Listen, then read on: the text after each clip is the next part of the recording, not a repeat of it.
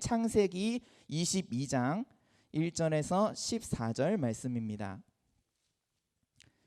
창세기 22장 1절에서 14절 말씀입니다. 제가 가진 성경으로는 구약성경 27페이지입니다. 저 한 절, 여러분들 한 절, 우리 마지막 절은 한 목소리로 합독하여 읽겠습니다. 다 찾으셨습니까? 그 일 후에 하나님이 아브라함을 시험하시려고 그를 부르시되 아브라함아 하시니 그가 이르되 내가 여기 있나이다.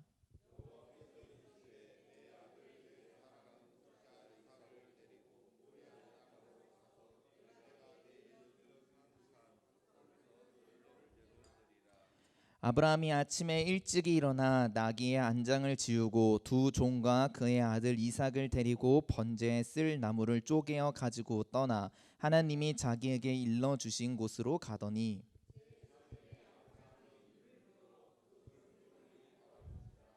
이에 아브라함이 종들에게 이르되 너희는 나귀와 함께 여기서 기다리라. 내가 아이와 함께 저기 가서 예배하고 우리가 너희에게로 돌아오리라 하고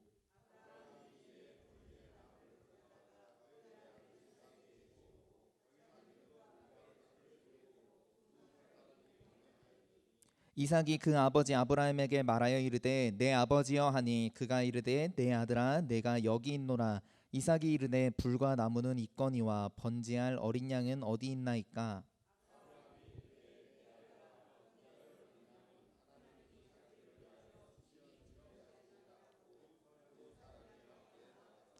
하나님이 그에게 일러주신 곳에 이른지라. 이에 아브라함이 그곳에 제단을 쌓고 나무를 버려놓고 그의 아들 이삭을 결박하여 제단 나무 위에 놓고 여호와의 사자가 하늘에서부터 그를 불러 이르시되 아브라함아 아브라함아 하시는지라. 아브라함이 이르되 내가 여기 있나이다 하매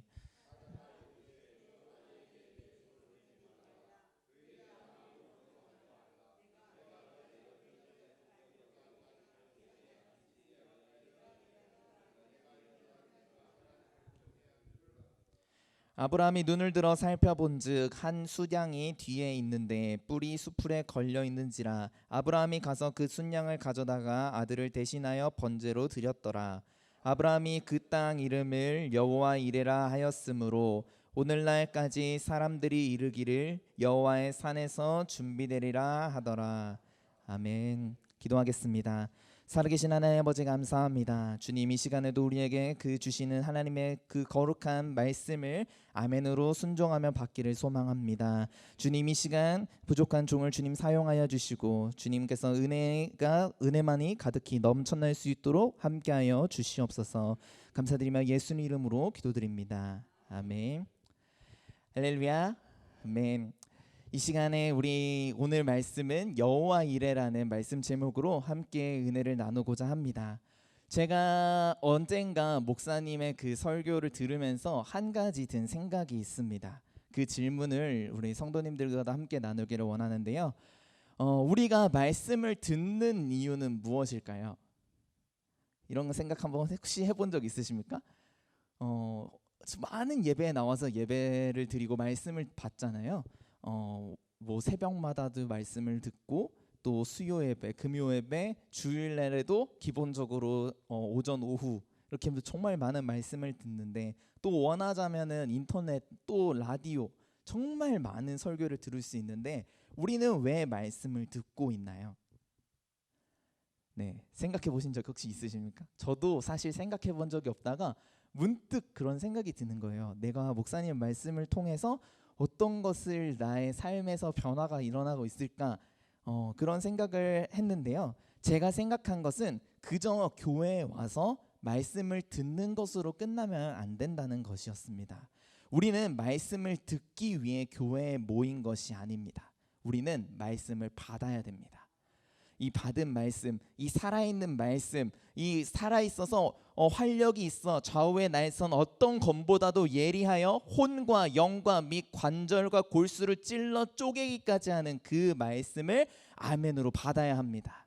말씀을 그저 듣기만 한다면은 세상에서 좋은 말 하는 그냥 그런 사람들 가서 말 듣는 게 어쩌면 내 인생에 더 도움이 될 수도 있습니다. 그러나 내가 스스로 살아있는 하나님의 말씀을 외면하게 되는 것이 말씀을 그저 듣는 것입니다. 말씀을 받을 때 그 말씀을 내 안에 새겨 세상에서 그 받은 말씀으로 살아가기 위해서 노력할 때 우리는 비로소 참된 그리스도인으로서 살아가게 되는 것입니다. 예수를 닮아가는 삶이 바로 이 받은 말씀으로 세상에서 살아가는 사람이 참된 그리스도인인 것입니다. 네, 하지만 이렇게 말하는 저도 이게 얼마나 어려운지는 잘 알고 있습니다. 받은 말씀대로 이 땅 가운데 살아갈 수 있으면은 사실 정말 우리 모인 이 자리는 너무나도 기쁘고 거룩한 자리일 테고 정말 초대교회 같은 역사가 날마다 지금도 일어날 건데, 그런데 우리가 그렇게 하지 못할지라도 내가 지금 우리가 이 순간 예배 드리는 이 이유가 바로 거기에 있습니다. 비록 내가 저번에는 실패했을지라도 오늘 다시 한번 우리가 함께 모여서 예배하고 말씀을 들으면서 각오를 새롭게 하는 것입니다. 하나님, 내가 하나님 말씀대로 다시 한번 살길 소망합니다. 하나님, 비록 내가 지난번에 실패했을지라도 오늘만큼은 내가 들은 그 말씀 붙잡고 이 남은 이틀 금요 예배 때까지는 꼭 성공해 보겠습니다. 이런 각오로 우리가 날마다 우리 교회에 모이는 것입니다. 성경에 나오는 많은 인물들도 하나님 앞에서 받은 말씀대로 잘 지키지 못하고 실패하고 좌절하고 심지어 하나님께 벌을 받는 모습도 우리는 많이 볼 수 있습니다. 그렇기에 우리는 더더욱 소망을 가지고 이 말씀을 지키기에 힘써야 될 줄 믿습니다. 우리 오늘 본문에 나온 이 아브라함은 어떤 사람입니까? 정말 믿음의 아버지. 믿음 하면은 아브라함. 정말 믿음 하면은 이 사람을 떠올리는 그 대단한 사람인데, 이 아브라함도 오늘 말씀을 보면은 절대적인 그 하나님의 심판대 위에 서게 됩니다. 아브라함이 우리에게 보여주는 모습은 인간적인 모습과 또 그 믿음으로 담대하게 나아가는 성경적 위인의 모습을 동시에 보여줍니다. 아브라함은 하나님의 시험에 대해서 반문하지 않았습니다. 하나님, 왜 전가요? 왜 갑자기 전가요?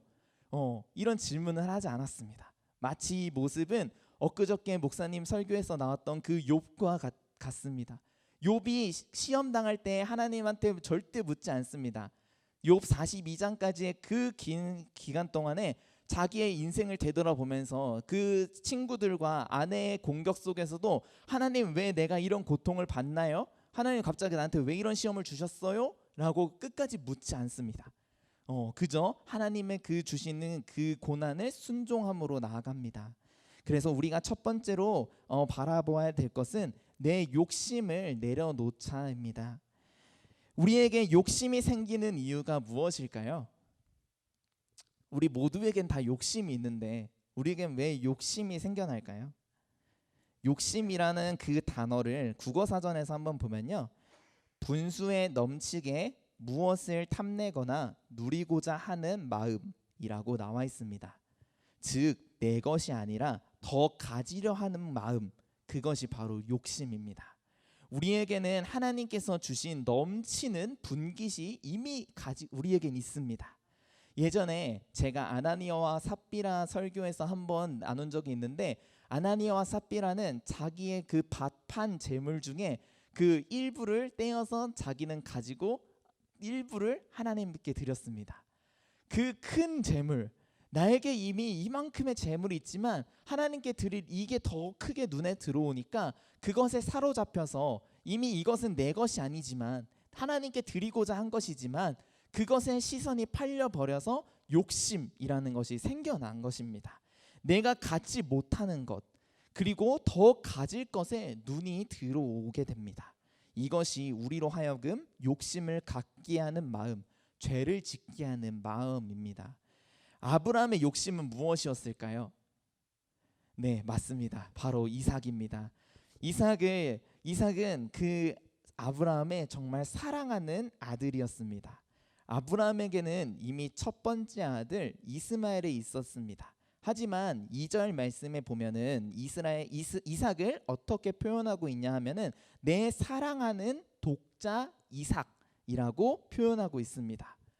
아브라함에게는 사실 이스마엘이라는 첫째 아들이 이미 있었습니다. 그런데 그 이스마엘을 빼고 이삭을 독자, 게다가 사랑하는 내 독자라고 표현하는 것은 여러 신학적 의미가 있겠지만 이 아브라함이 그 이삭을 얼마나 아꼈는지를 알 수 있는 대목입니다. 비록 저는 결혼을 하지 않았고 뭐 자녀도 가져본지 않아서 그 독자 내 하나밖에 없는 아들이 얼마나 소중한지는 간접적으로 듣기만 해서 알겠지만 여기 있는 성도님들은 다들 내 사랑하는 아들, 내 사랑하는 딸, 그 자식이 얼마나 귀한 줄 다들 아실 것입니다. 근데 심지어 순탄하게 얻은 자식도 아니라 무려 100세, 그것도 하나님의 언약 속에 하나님이 약속하신 그 아들, 그 귀한 아들을 갑자기 하나님께서 바치라고 하는 이 시험 앞에 아브라함은 서게 됩니다. 하나님께서 아브라함에게 말하십니다. 내 사랑하는 독자 이삭을 번제로 드리라. 이 명령을 들은 아브라함의 마음은 어땠을까요? 참담 그 이상이지 않았겠습니까? 저에게 가장 소중한 물건이 있다고 생각을 했는데 이미 이것은 내 물건이라고 생각을 했는데 그것을 뺏겼을 때 물건을 뺏겼을 때도 정말 너무나도 아쉽고 이 마음 한구석이 텅 빈 느낌이 들 것입니다. 옛말에 그런 말이 있죠. 줬다 뺏는 놈이 더 나쁜 놈이라고. 네, 그런 말이 있는데 이미 하나님이 이 아브라함에게 내가 이삭을 통해서 너의 그 자손을 이어서 가겠다라고 했는데 갑자기 어느 날 하나님께서 오셔가지고 그 아들 이삭을 다시 나한테 달라라고 하시는 이 명령은 정말 아브라함에게 있어서는 제일 속상한 그 명령이었을 것입니다. 내 것이라 생각했는데 다시 달라는 그 요청은 없던 미움도 생겨날 수 있는 요청입니다. 하지만 아브라함은 어땠습니까? 아브라함의 모습을 보면은 다음날 아침 일찍이 일어나 짐을 꾸려 이삭과 함께 모리아 산으로 떠납니다. 모리아 산까지 가는 그 3일 길은 성경에 나와 있지 않지만 정말 아브라함에게는 마치 지옥으로 가는 길과 같았을 것입니다. 그 3일 길 동안 아들과 얼마나 많은 대화를 했을 것이며 정말 많은 생각을 하면서 과연 하나님의 뜻이 무엇일까 곱씹는 시간이 됐을 것입니다. 아브라함의 머릿속에는 수많은 생각들이 들었을 것입니다. 인간적인 시각으로 바라보았을 때 아브라함의 행동은 어떤가요? 과연 우리에게도 아브라함과 같은 그런 시험이 찾아왔을 때 하나님께서 어느 날 우리에게 오셔서 너에게 가장 소중한 것이 무엇인가? 그것을 나한테 줘 라고 이야기했을 때 과연 아브라함과 같이 순종함으로 다음날 아침 일찍 일어나 그것을 행하러 갈 믿음이 우리에겐 있습니까? 제 짧은 인생에도 몇 번의 전환점이 있었는데요. 근데 그 전환점을 돌아보면은 정말 웃기게도 제가 원하는 뜻대로 된 것은 단 하나도 없더라고요. 어떻게 보면은 이렇게 내가 가고자 방향을 설정하고 준비를 다 해놓으면은 꼭 마침 마지막에 가가지고 그것을 꺾으시고 하나님이 원하는 길로 돌려놓으셨습니다. 근데 저는 사실 그때마다 하나님 왜 나를 이쪽 길로 가지 않게 하십니까? 내가 다른 길로 가겠다는 것도 아니라 내가 이쪽 길로 가는 것도 하나님의 뜻을 하나님의 그 영광을 위해서인데 왜 막으십니까? 라고 원망한 적도 있습니다.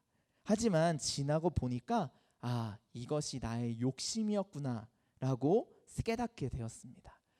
하나님께서 인도하신 길, 나에게 더 좋고 더 풍족한 나의 필요를 채우는 그 길을 앞에 두고서도 내가 가고자 했던 길이 이쪽 길이라는 그 생각 하나로 하나님을 원망하고 미워하고 하나님 왜 나한테 이런 시험을 주십니까?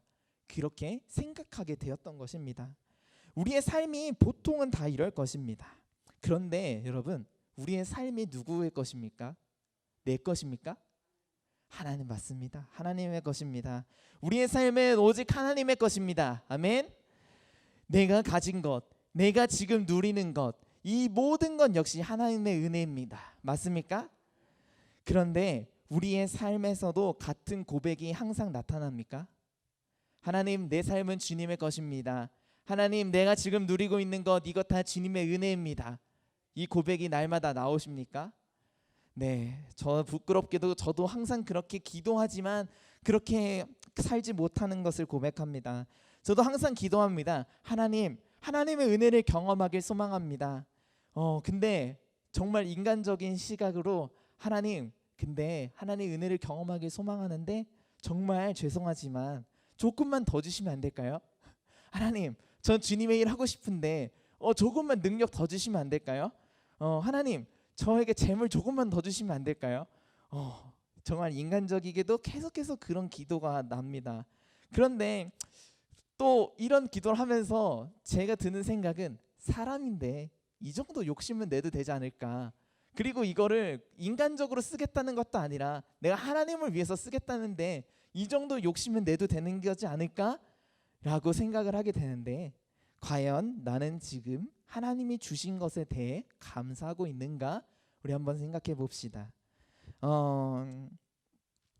내가 가진 것, 하나님 내가 나에게 더 주세요 하기 전에 하나님이 나에게 이미 주신 것 그것을 생각해 보면은 우리는 하나님 더 주세요, 더 주세요, 나에게 능력을 더 주세요 라고 하기 전에 하나님의 은혜가 충만합니다. 하나님, 나에게 하나님의 은혜가 족합니다. 먼저 감사의 기도가 나올 것입니다. 우리 본문 9절 10절 말씀을 함께 읽어보겠습니다. 9절 10절 하나님이 그에게 일러주신 곳에 이른지라 이에 아브라함이 그곳에 제단을 쌓고 나무를 버려놓고 그의 아들 이삭을 결박하여 제단 나무 위에 놓고 손을 내밀어 칼을 잡고 그 아들을 잡으려 하니. 아멘. 이미 하나님께 이삭을 번제로 드리기로 작정한 아브라함에게는 망설임이 없습니다. 이삭을 번제단에 올려놓고 고민하거나 하나님의 뜻을 바꾸기 위해 기도하지 않습니다. 아브라함은 자신의 욕심을 내려놓는 모습을 보여줍니다. 이삭이 자신의 아들이지만 자신의 것이 아닌 하나님께 받은 하나님의 은혜의 선물임을 고백하는 믿음의 모습입니다. 저 같았으면은 아들 이삭을 올려놓고도 칼을 잡고 마지막 내려치려는 그 순간까지 정말 수많은 반복. 하나님 좀 바꿔주시면 안 될까요? 이만큼 했잖아요. 나 올려놨잖아요. 칼 들었잖아요. 왜 하나님 아직 명령하지 않으시죠? 계속 반복했을 텐데 아브라함은 고민하지 않습니다. 우리가 욕심을 내려놓는 방법은 어쩌면 간단합니다. 조금 더가 아닌 이만큼이나 가졌네 라는 마음을 갖는 것입니다. 우리가 관점의 전환에 대해서 할 때 그런 거 한 번쯤 들어보셨죠? 열심히 음료수를 마시다가 딱 봤는데 컵의 반에 딱 걸쳐 있는 거예요. 그것을 보고 똑같은 모습을 보고 다른 생각을 하게 되죠. 이제 반밖에 안 남았네. 아껴 마셔야겠다. 네, 이렇게 딱 마셨는데 아직 반이나 남았네. 많이 마실 수 있겠네. 네, 우리에게 가질 생각은 하나님께서 주신 은혜가 나에게 이렇게나 많네. 내가 이걸 더 바라는 것이 아니라 내가 가진 것을 바라보면서 감사해야겠네 라고 이런 믿음을 가지고 내 이런 고백으로 욕심을 내려놓아야 됩니다. 정말 하나님 앞에서 그 받은 것을 기억하며 우리의 모든 욕심을 내려놓는 저와 우리 성도님들이 되기를 소망합니다. 우리 둘째로 5절 말씀을 함께 읽어보겠습니다. 22장 5절 이에 아브라함이 종들에게 이르되 너희는 나귀와 함께 여기서 기다리라. 내가 아이와 함께 저기 가서 예배하고 우리가 너희에게로 돌아오리라 하고. 아멘. 아브라함은 종들에게 내 아이와 함께 가서 예배하고 우리가 너희에게로 돌아오리라 라고 말하고 있습니다. 하나님께 이삭을 바치러 가는 아브라함은 어째서 이삭과 함께 돌아온다고 이야기했을까요? 네, 우리 사람들이 항상 자기가 죄를 짓기 전에 감추죠. 누가 내 자식 죽이러 지금 올라갈 거야 라고 말하지 않잖아요. 그런 모습이었을까요? 자기의 죄를 숨기기 위함이었을까요? 아닙니다. 아브라함은 하나님께서 이삭을 살리실 줄을 알고 있었습니다. 어떻게 알 수 있냐? 우리 히브리서 11장 말씀을 한번 찾아보겠습니다. 히브리서 11장 17절부터 19절에 이 아브라함이 어떤 믿음을 가지고 자기 아들 이삭을 바쳤는지 잘 기록되어 있습니다. 히브리서 11장 17절 말씀입니다. 함께 읽겠습니다. 아브라함은 시험을 받을 때 믿음으로 이삭을 드렸으니 그는 약속들을 받은 자로되 그 외아들을 드렸느니라.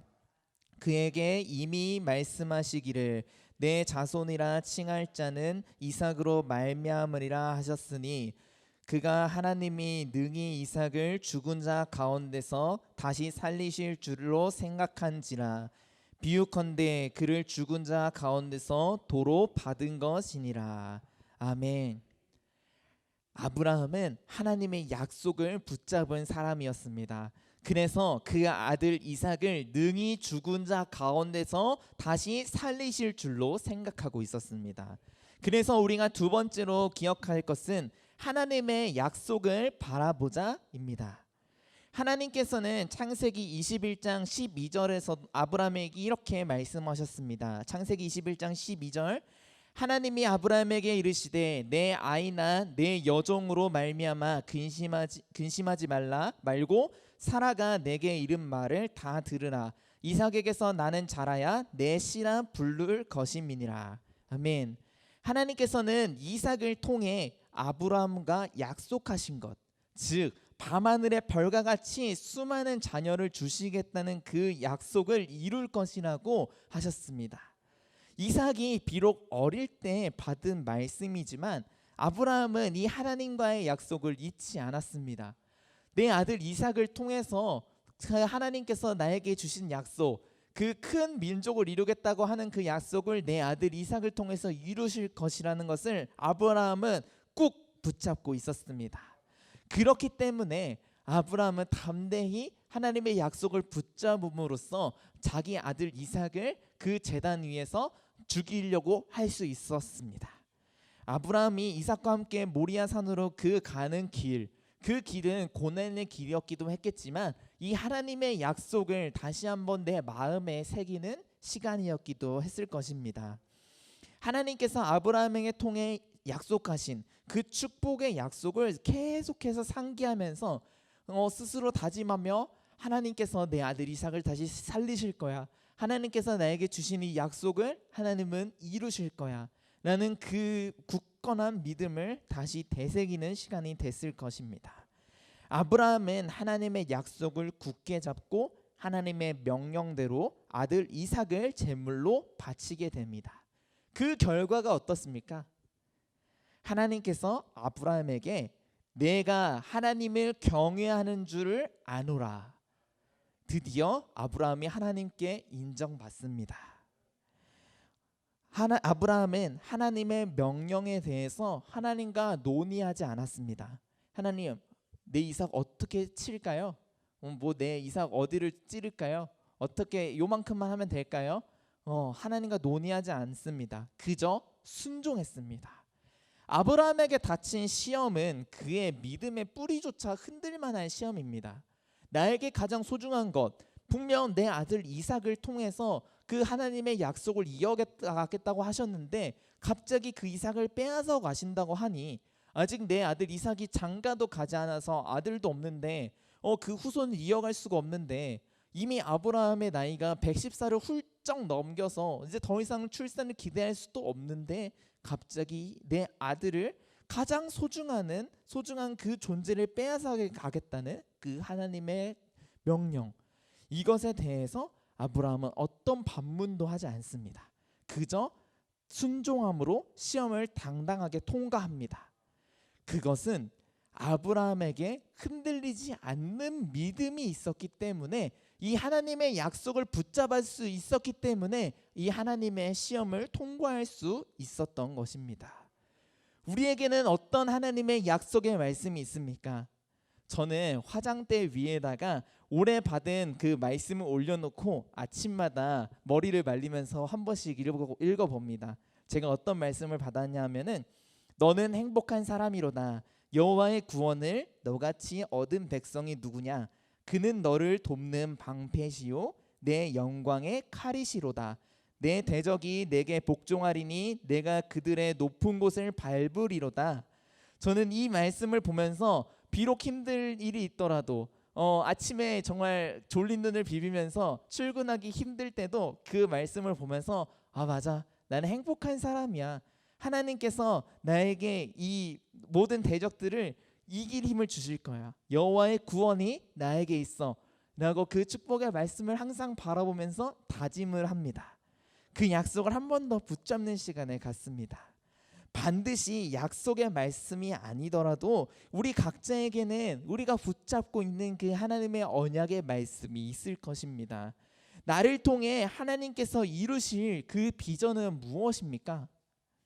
오늘 이 시간을 통해 그 비전을 다시 한번 붙잡는 시간이 되기를 소망합니다. 우린 비록 잊을지라도 많은 세월이 지나가지고 그 약속이 내 기억 속엔 희미해졌을지라도 신실하신 하나님께서는 그 약속을 기억하시고 지금도 조금씩 천천히 이루어가고 계실 것입니다. 우리가 아브라함과 같이 그 약속을 바라보며 믿음으로 나아갈 때 우리는 그 아브라함과 같이 신실하게 약속을 이루시는 하나님을 경험하게 될 것입니다. 우리 마지막 세 번째는 그 하나님의 일하심을 바라보라입니다. 하나님께서는 아브라함을 인정하시자 아브라함에게 무엇이 보였습니까? 수풀에 뿔이 걸려있는 수장의 모습을 발견하게 됩니다. 네, 정말 갑자기 그 만화 영화처럼 아브라함아 하는 그 순간 다 그 일련의 해프닝이 끝나고 갑자기 뒤에서 순양이 달려와가지고 그 뿔에 갑자기 걸려가지고 버둥버둥 거렸을까요? 물론 그랬을 수도 있지만 그 순양은 이미 하나님께서 아브라함을 위해 준비해 놓으셨을 것입니다. 갑자기 뛰어왔다 할지라도 그 순양이 그때 그 시간에 온 것은 하나님의 예비하심입니다. 하나님께서는 이미 모든 것을 예비해 두셨습니다.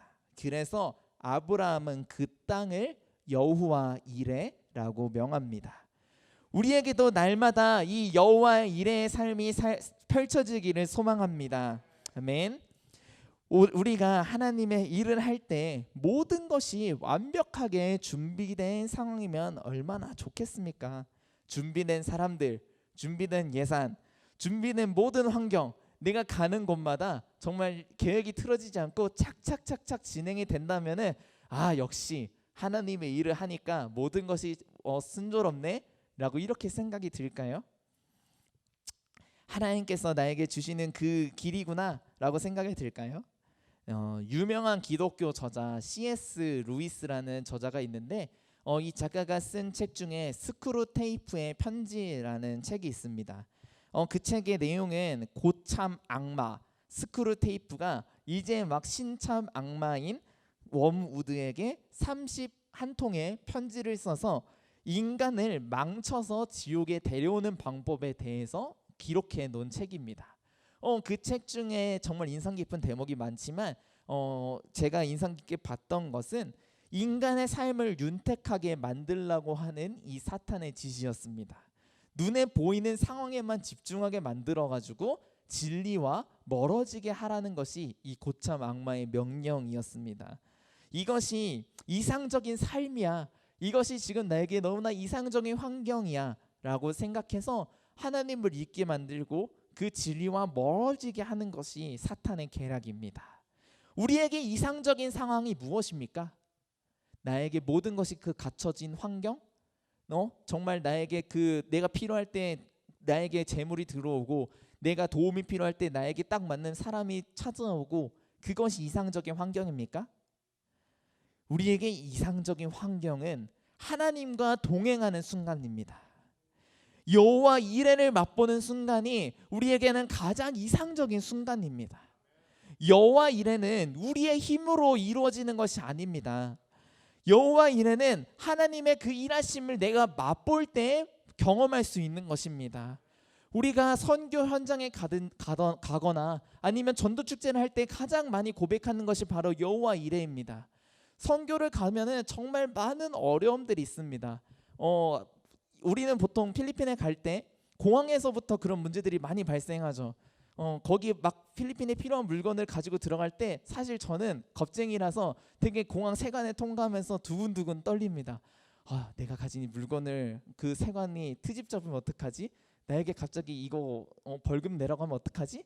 막 떨리는 마음으로 들어갑니다. 근데 거기서 무사히 통과되고 또 필리핀에 가서 많은 선교를 하면서 많은 문제들이 다가오는데 그때마다 무사히 지나갈 때, 그리고 많은 영혼들을 만나고 그 영혼들과 함께 예배하는 그때마다 하나님께서 나에게 준비해 주셨구나, 하나님께서 모든 것을 다 이루시는구나, 그런 순간을 고백하게 됩니다. 또한 지난 전도 축제들을 돌아보면은 저는 믿음이 부족한지 전도 축제가 과연 잘 진행될까라는 염려가 먼저 좀 진행이 됩니다. 특히 지금 다음 세대 부서를 맡고 있다 보니까 우리 동네에 아이들이 많이 없는데 과연 전도 축제가 잘 될까라는 그 두려움, 염려, 의심이 저에게 찾아옵니다. 근데 지금까지 역대 전도 축제들을 보면요, 너무나도 감사하게 여호와 이레, 하나님께서 준비하셨던 우리에게 맡기신 그 영혼을 우리가 바라보며 너무나도 풍족한 축제가 이루어지는 것을 우리는 날마다 볼 수 있었습니다. 우리가 하나님의 약속을 믿고 나아갈 때, 의심하지 않는 믿음으로 그 약속을 바라볼 때 우리는 하나님의 일하심을 경험하게 됩니다. 말씀을 맺고자 합니다. 하나님은 아브라함을 시험하신 후에 다시 한번 아브라함과 언약을 맺습니다. 우리 창세기 22장 17절 말씀을 마지막으로 한번 찾아보겠습니다. 창세기 22장 17절 말씀. 내가 내게 큰 복을 주고 내 씨가 크게 번성하여 하늘의 별과 같고 바닷가의 모래와 같게 하리니 내 씨가 그 대적의 성문을 차지하리라. 아멘. 아브라함은 이 약속을 붙잡은 사람이었습니다. 그가 갈대아 우르의 땅을 떠나 그 100세가 넘어 얻은 그 자식을 제물로 바칠 때까지 그는 약속을 붙잡은 믿음의 사람이었습니다. 아브라함은 약속을 붙잡음으로 하나님의 일하심을 볼 수 있었습니다. 우리도 이와 같은 믿음을 소유하길 소망합니다. 하나님, 내 욕심을 내려놓겠습니다. 하나님, 하나님의 약속만을 바라봅니다. 하나님, 나를 통해 역사하여 주시옵소서. 내가 하나님의 일하심을 보기를 소망합니다. 이렇게 함께 고백하는 우리 성도님들이 되기를 소망합니다. 비록 지금 내 환경을 보면은 과연 하나님이 일하고 계시는 게 맞는가? 라는 의심이 들 수도 있습니다. 아브라함도 하나님의 약속이 이루어질까 흔들렸던 사람입니다.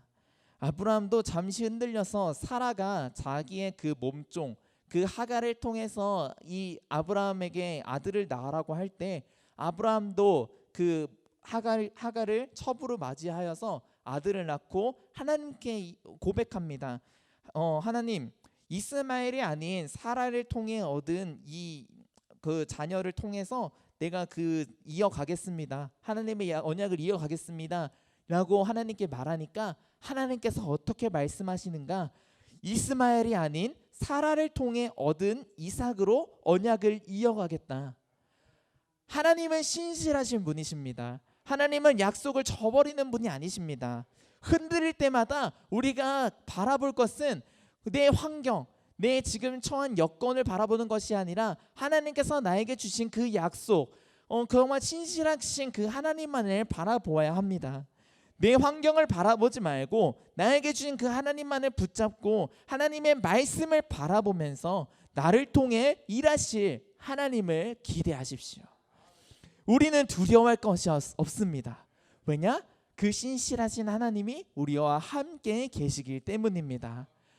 내가 비록 모든 것이 막혔을지라도 내 모든 환경이 비록 내 지금 시야로 봤을 때는 내가 가졌던, 내가 하나님께 받았던 그 비전, 내가 하나님과 했던 그 약속, 지금은 너무나도 희미해져서 보이지 않을지라도 정말 그 하나님께서 우리와 함께 하신다면은 그 약속은 지금도 조금씩 이루어져 가고 계실 것입니다.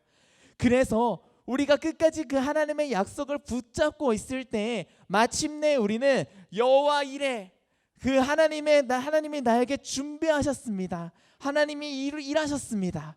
하나님이 나에게 승리를 주셨습니다. 정말 이 고백을 하게 될 것입니다. 하나님, 나는 부족하지만 하나님이 나를 통해 일하실 것을 바라봅니다. 이렇게 함께 고백하는 우리 모든 성도님이 되기를 소망합니다. 우리 함께 기도하며